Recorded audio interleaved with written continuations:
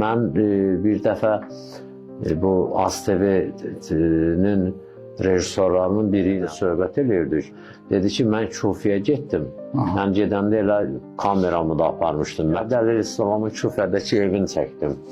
Belə çəkə-çəkə də fikirləşdim. Birdən yadıma düşdü ki, bunun məsələn, neçədən uşağı olub, neçədən otağı var filan.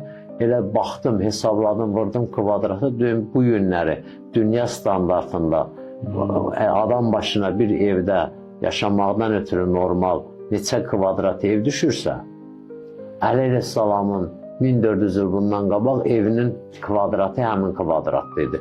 Düzdür, onun lüstru olmayıb. Ondan sonra nə bilim də belə divarının belə aboyu olmayıb. Amma əsas mövzu yaşamaqdır da.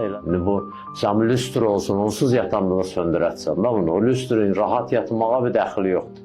Aboyun rahat yatmağa dəxili yoxdur.